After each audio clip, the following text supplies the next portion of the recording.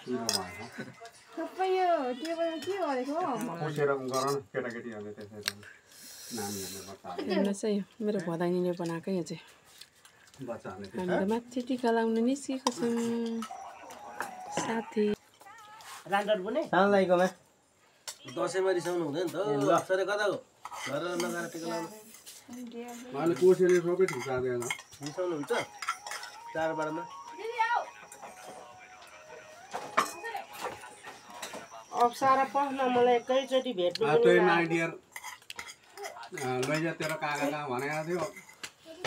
यसैले खाइहाल्नु अब यसरी खानै त त्यहाँ नभए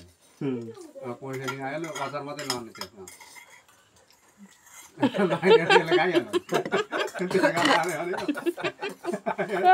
त्यहाँ लग्यो नि यसैले खाने हो यहाँ खायो नि त्यसैले खाने हो ए